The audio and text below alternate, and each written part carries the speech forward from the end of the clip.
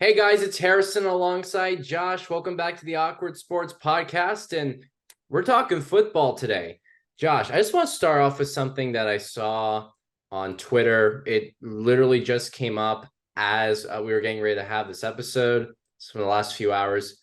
So we just watched the Gators look absolutely not good against Kentucky last week.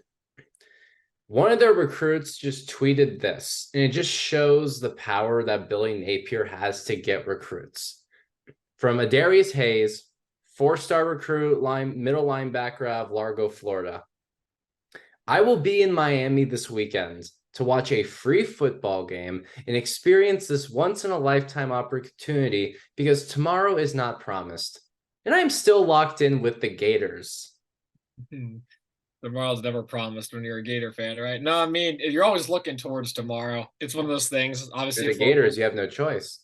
yeah, always looking towards tomorrow. Florida playing Vandy. You would think that'd be a penciled in win, but now we can't pencil in wins anywhere anymore, it seems like. Kentucky's No, you beat cannot.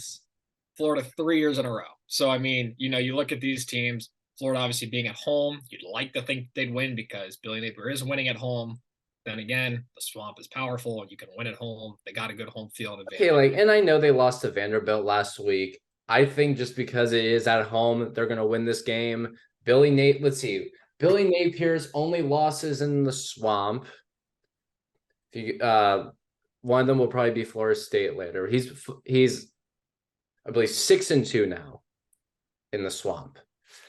Yeah, so I think it's pretty safe to say if it's a not good team, they're going to win this one. But even if last year they went to Nashville and it was not a good time. Yeah, I mean, like you said, they didn't win last year. And again, the expectations every year, it's every week, not every year. Every week, it's kind of like, oh, or it's like a game of roulette almost. Like, what Florida team are we going to see this week? We saw a very good one against Tennessee. We saw, good Lord, what happened against Kentucky. And now they're playing Vanderbilt, which again, you should win, but you never know. At the end of the day, it's an SEC opponent, and they lost last year. Again, looking around, looking at this roster, I know there are a few players that are supposed to be out this week for Florida. We're going to see how that impacts this team. I do think the game's going to be closer, though, than people think. I don't think they're going to roll Vanderbilt. The line's 18.5. It's going to be fascinating to see, though, at the end of the day. I think it'll be closer than 18.5. Okay, maybe it'll be around what the spread is. I don't think it's going to be a close game, but I mean, this Vanderbilt team's got something. Look, this is the same defense that picked off Devin Leary twice. Oh, yeah. Not nothing. Like, Leary just went and had a decent performance against Florida last week. I know it was in Lexington, but you have to imagine if this team was able to get to Kentucky, you take a struggling Florida offense, and I guarantee you there will be at least one half in this game where they have some problems. We saw it with Tennessee. They ran up the score first half of the game, and then they had 3 points the second half. Right, and I mean, and like you said, I mean, 2 interceptions, pass defense looked pretty good. Some of it you just got to tip your cap to Ray Davis. I mean, good Lord. I mean, he ran it was over 200 yards. It was a complete Kentucky running backs, man, in Florida. Name a worse combination. Oh, it's like I was at the Benny Snell Jr. game in 2018 where they lost for the first time since 86. Yeah, that was rough. It was weird too, because like I was 19 years old. I had lived 19 years of my life. I'd never seen a Florida loss to Kentucky. No one had. Anyone who was a student at that time is not old enough to have seen it. Even if you're in your mid-30s. Wait, do you remember being 3 years old and just having and being like, oh yeah, I remember when Kentucky absolutely knocked Florida on their asses in the mid-80s that one time? No, you don't. And it's not even just that. Like, it's like you looked at, let's say, hypothetical games before the streak ended, when they won 31 in a row. Some of those near the end of that streak were close. The year before that, they should have won. There was one that went into overtime. I think it was the Luke Del Rio year, and they got out of it. They escaped Lexington with a win, and it was like, we played Kentucky close. This is embarrassing. Like, you didn't, not only you beat Kentucky, but the expectation was to roll Kentucky. And now they've lost now it's if you beat Kentucky, it's like what a good week it is to be a Florida Gator. right? Lost 3 in a And row. look, Kentucky is getting better. Mark Stoops has been building that program up over several years, and they are getting better and better. Now they are ranked. They are 5-0. This has to be their best start. Have they been 5-0 in the last? Were they 5-0 in 2018? I need to double check this. I can't. Yeah, you can look it up. I mean, honestly, you look at the numbers, and I think last year they were off to a pretty decent start as well. But this week will be an interesting one because they play Georgia this week, and Georgia, although undefeated, looks for they were 5-0 in 2018. For the first time in 3 years. Georgia, although undefeated, looks beatable. Not saying Kentucky's going to beat them. Okay, but hold up. But hold up with Georgia, you say they looked beatable. For the first time. They also played their first like actual good team this year. Like I know South Carolina's a solid team, but you're really gonna say that Auburn in a rivalry game, Deep South's oldest rivalry, you're gonna say, oh wow, Georgia looked vulnerable. Like it's Auburn. Their only loss is A&M, another SEC school. They are in a division where you're one of the better teams in college football, and you might have gone 7-5 that year just because it's such a tough division. Of course, Auburn went in and made a game against Georgia. Georgia's getting into their heart of the schedule where you're going to have games that are not necessarily easy.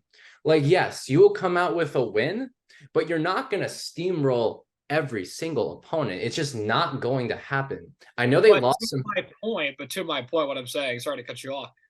For the first time in 3 years, they look beatable. So, like, to your point, you're right. They're not going to steamroll everybody. But the past 2 years, they have rolled everybody. Right. I know. Like, good Lord, like who is going to stand in the way? And at least this year, it's like, oh, Georgia was playing from behind. When does Georgia play from behind? It has been a minute since they played from behind. They played from behind again against Auburn. Now, credit to them. Well, didn't they play from behind against South Carolina too? Yeah. They played behind against South Carolina and now Auburn, and credit to them. They've come back both times and pulled out victories. And again, both of those games, though, well, that first game against South Carolina was at home, second one at Jordan-Hare at Auburn. They were able to do that. But this is my point is this is a different Georgia team than what we've been seeing. We have been seeing them the last 2 years just completely roll the opposition, where it's just like, good luck getting in their way. Well, the difference with this Georgia team compared to the past, you had guys who were together, upperclassmen for a few years. Now you're starting to have a much younger talent because everybody's getting drafted. It still shows they're bringing in all the best talent that you can imagine. They're the new Alabama as of right now. They are. I'm not saying it's going to last as long as what Nick Saban has done in Tuscaloosa. I'm not saying that at all. I'm just saying in this short sample size, they are currently the new Alabama of the SEC. And that's why still Alabama is still good. Like, I know they had struggles, but you don't think Alabama still can't come back and make the playoff? They did that in 2015 and won the national championship. But back to Georgia. They're younger. There are a lot of guys who are still, learning. Their quarterback is a true freshman. So it's... Yeah, no. You have a bunch of new guys, and they're still winning. And that's part of it. Yeah. And they're finding ways to win. Like, and that's back to like the point I was making. Like, now they're finding ways to win, whereas opposed to like you'd look up at the halftime and be like, all right, guys, you came out good. I mean, you played Georgia. What can you do? What can you say? It's their game. It's going to be their week, like it always is. But yeah, now they're playing closer games. They have a new quarterback. They have new players. And it's going to be a fascinating one, I feel like, against Kentucky. I feel like it's their first real test that they've had because of the new team that they have out on the field. This could be that week that Georgia, I'm not saying it's going to happen, but it could be that week where Georgia might face their first loss. And what has been like 18, 19 straight games where Georgia's won, something 20, like that? 22. 22. See, I mean, they just keep winning. And it'll be a good one. But it's in Georgia. It's at Athens. I still don't think Kentucky is good enough to beat Georgia. Well, I totally think they can make a fight out of this. They will make this a dogfight. No pun intended. I realized that as I said it. Ignore that. Uh, okay, how can I reword this just so it doesn't sound like I made a bad pun? They'll I got nothing, but they'll make a real game out of this. I'm now self-conscious. Okay, great. But Kentucky's a good team. I think they will make it a game. But Georgia is not going to lose in Athens. That's just not happening. I'm pulling up the schedule right now just because I want to have it in front of me. Kentucky at home win. They're going to Vanderbilt. That's a win. Yeah, they are host. Well, Florida is the official home team in Jacksonville. I think we can say safely that's a win, even if Florida finds a way to play up to the competition, because they can. It's weird, right? Like, yeah, it's weird, right? Because like last year, Georgia was running away with the game, and then you look in the second half, and it was like they started to make it closer for a bit before Georgia pulled away again. A little bit, yeah. It was like these are garbage time touchdowns, and you look up at the scoreboard, and it's like, oh, it's a 2-touchdown game, something like that. Like, okay. Yeah, if they can win, if they can get the onside kick, suddenly anything's possible. And look, you have ranked Missouri. That's also in Athens. Here's what I think is the most losable game. I'm going with Ole Miss, November 11th, ranked 16th. They know how to put up points. They do. They are a high fly scoring offensive team. They just knocked LSU down a few pegs, and LSU is not necessarily a pushover either, even if they've had their struggles this season. I think Lane Kiffin is a very experienced coach. Mizzou is ranked, but they're still up and coming. If they are up and coming, you know how it is with Mizzou. If they could have like a one-off year for all we know. Tennessee on the road. I just don't think Tennessee is good enough. They had their 1 year where they were really competing for a good bowl, and we all know Georgia Tech, they're going to absolutely skull drag them. So if they lose, it's going to be Ole Miss. That is my guess. And I'm not saying other teams can't make a game out of it. Missouri in Columbia last year gave Georgia quite a hard time. I don't want to pretend Mizzou's not some good team who has not seen Georgia before. So again, another one that I think could be made a game.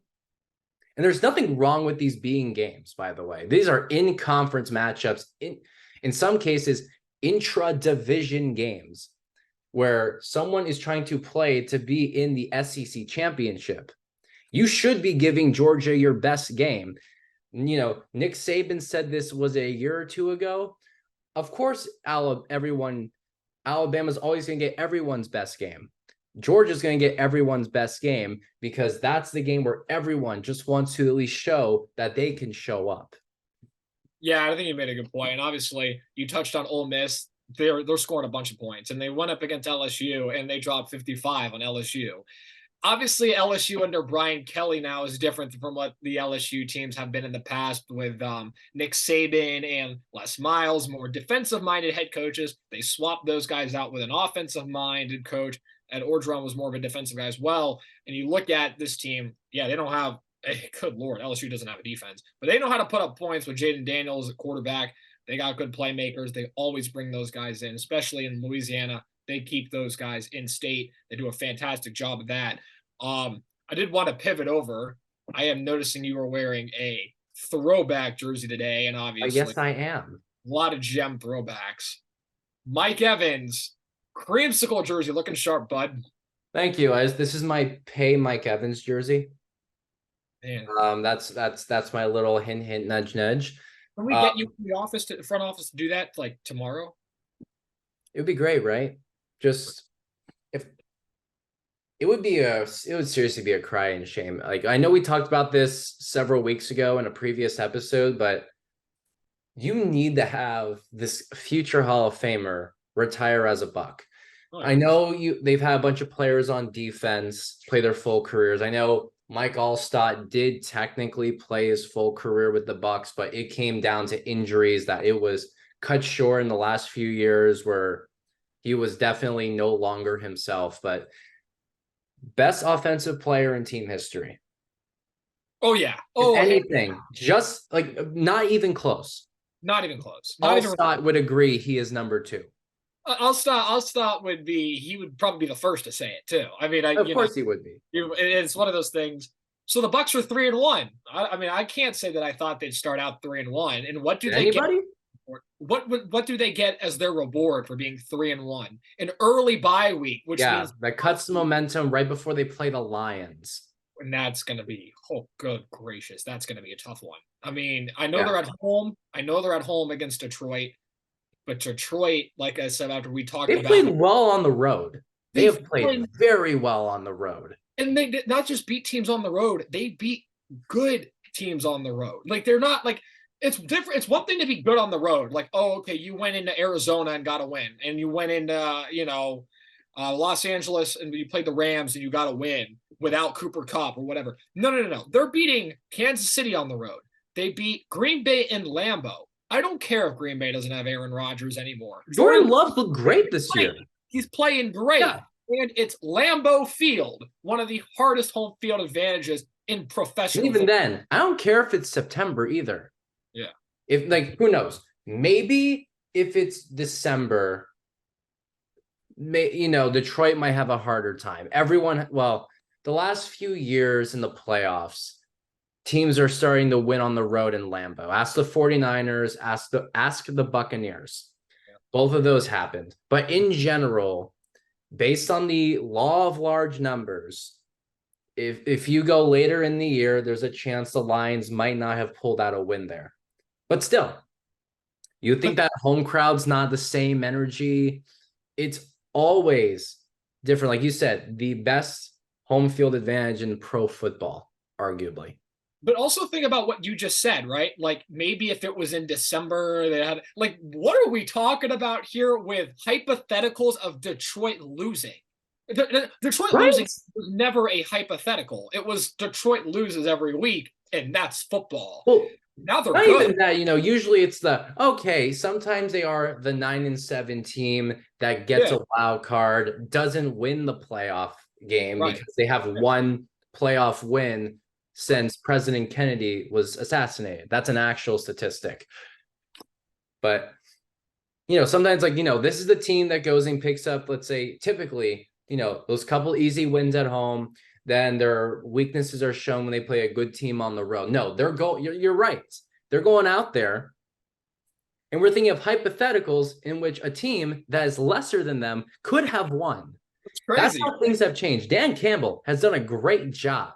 That Lions front office, with the way they have built things up so quickly, even when they weren't winning games, you could tell something was coming together. These teams were losing these close competitive games, and it just took those couple extra draft picks that finally started to tip the scales where they were finishing the game with more points than the other team. Yeah, and I also want to give a shout out to Jared Goff because this guy has been, for his entire career, hated by almost everybody that watches football. He was dumped for Matt Stafford. People will rank him at the bottom of their lists, right? Everyone was saying Goff is the perfect tank quarterback. Right. That's what they were saying. And he's actually a good quarterback. He took the Rams to the Super Bowl. They didn't win, but they got there. Remember in a duel with Patrick Mahomes for the highest scoring NFL game of all time. He's undefeated versus Mahomes, I think, because they won this year. He's 2-0 against Mahomes. So he wins against big-time quarterbacks, and I get it. He had Sean McVay as an offensive coach, and I get it. He's got Ben Johnson in Detroit. But he is coachable. He is not. He has shown he can come into your system and succeed.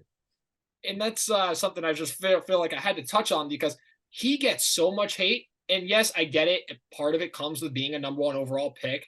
And you expect franchise changing. It doesn't matter how bad the franchise is. You're going to come in and you're going to fix it.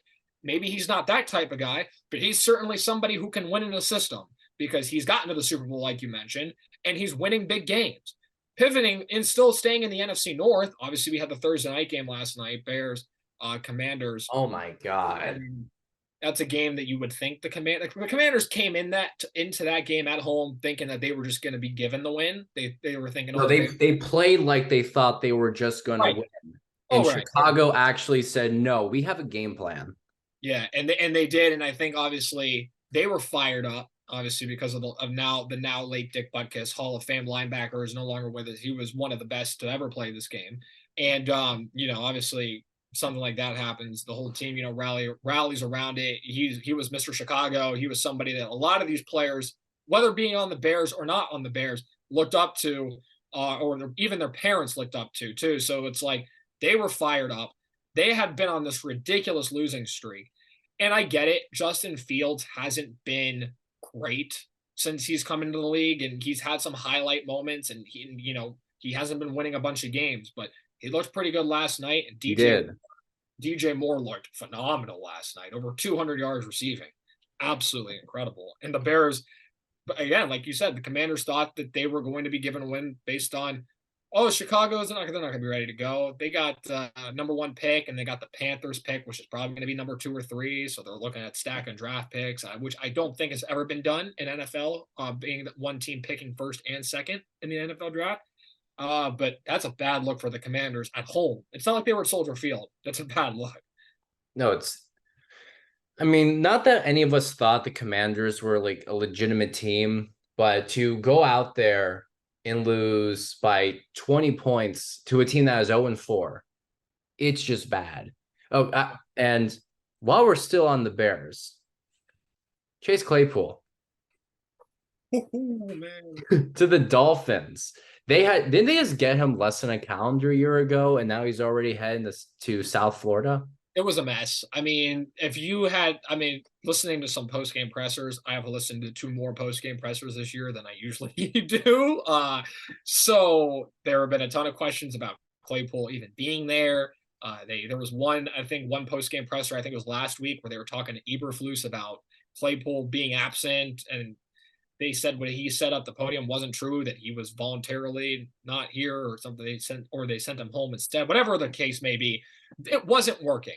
It wasn't working between Claypool and the Bears. I don't know if he just didn't like the coaching staff. I don't know if he didn't like his teammates. I don't know if he was invested. But now he's on a Miami team where you better be invested, because that receiving core is deep. And they're not just going to give you the ball because you had success in the past. When they can get the ball to anybody they want and make it work. Obviously, Tyreek Hill's one of the best players of this generation. But Oh yeah, Devon Achane and Raheem Mostert, good. I mean, they're running. They can that entire offense has just been electric. And now, and Claypool is not. It's still like a good player. Yeah, he is, and he's gonna be deep in that depth chart, because obviously with Hill and Waddle, and the running backs, and McDaniel is right from the tree of Shanahan. Obviously, coming from San Francisco, Right. he runs a very similar offense where he loves to run the ball, and he'll find a lot of creative different ways to run the ball. And he will use Tyreek Hill's speed in every different way. Not exactly the way that Kyle Shanahan uses Debo, but like he still uses Tyreek Hill in all sorts of different ways. And you look at his handprints all over that offense. So Claypool, this is a second chance for him. It kind of seemed like it was more him being the problem than the Bears. Obviously, we know the Bears have kind of been a problem, but it's been Right. kind of more Claypool in this regard. Now he's with a contending team, so they're not going to tolerate whatever was being tolerated with Chicago, what was going on over there. No, I think he might just benefit from being on a tighter ship, like you just said, knowing that he's going to drop down the depth chart. Suddenly you're in a prove yourself situation. That's in a situation where you're either going to step up and prove your worth, or you're just going to be stuck where you are. You're going to be you're going to be wide receiver 6, and that's how everyone is going to see you the rest of the way, especially because he was traded for such a low draft pick in general. That was a throwaway. That was a get this guy off my team trade.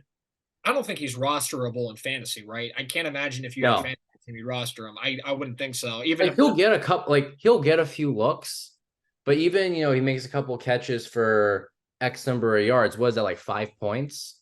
I mean, and they also have, they don't use him that often. He came over from the Jets. He was more of a special teams guy with the Jets, Braxton Berrios, who I always thought had a little bit of a burst. He was kind of like when the Bucks had Adam Humphries, but he was more he was more athletic. He's more athletic than Adam Humphries, and he's faster, and he's somebody that can he can really get out in space and just make people miss. And I really thought that the Dolphins were going to involve him more. But again, when you're scoring as much as they are, and the fact that Tyreek Hill is just unstoppable to no end, there's not a single player on this planet that can cover him on any team.